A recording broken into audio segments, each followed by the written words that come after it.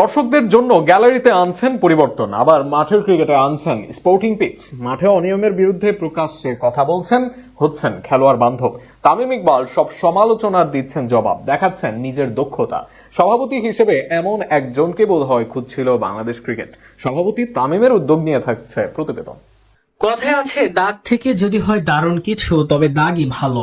বুলবুল থেকে তামিম ইকবালের বিসিবি সভাপতি হওয়ার বিষয়টা নিয়ে প্রশ্ন ছিল অনেক, সেই প্রশ্নের অনেক উত্তর মেলেনি এখনো। তবে যে চেয়ারের জন্য এত বিতর্ক, যেখান থেকে নিজেকে বিতর্ক মুক্ত রাখছেন তামিম ইকবাল, অন্তত তামিমের কর্মকাণ্ডে তার নিন্দুকের মুখেও ঝরছে প্রশংসা। বিসিবি সভাপতি হয়েই খেলোয়াড়দের জন্য উদ্যোগ নেন তামিম ইকবাল। ঘরোয়া ক্রিকেটের মান বাড়াতে বৃদ্ধি করেন খেলোয়াড়দের বেতন ভাতা।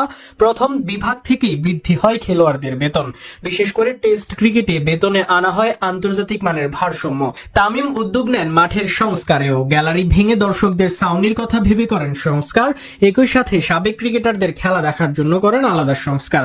স্টেডিয়ামে কাজ করা শ্রমজীবী মানুষেরও দাঁড়ান পাশে, তাদের বিরুদ্ধে হওয়া দুর্নীতির করেন প্রতিবাদ। একই সাথে হুঁশিয়ারিও দিয়ে রাখেন। বিপিএল নিয়েও তামিম দেন সাফ জবাব। আগামী দিনে শুধুমাত্র করার জন্য আর বিপিএল হবে না, এই আসরটির মান ধরে রাখতে না পারে তবে ক্ষতির সম্মুখীন হয়ে বিপিএল করতে চান না তামিম ইকবাল। এই আসরে তামিমের চাওয়া সব বড় বড় ফ্র্যাঞ্চাইজি। নিঃসন্দেহে বিপিএল কে ঘিরেও বড় স্বপ্ন দেখেন খান সাহেব। তামিমের নেতৃত্বে বদলেছে মাঠের পিচও। মিরপুরের কালো উইকেট নেই স্পিনের আধিক্য, বরং এখন ভালো স্পোর্টিং উইকেটে খেলে বাংলাদেশ দল। টি-20তে 180-এর অধিক রান করে বাংলাদেশ 2 ওভার আগে।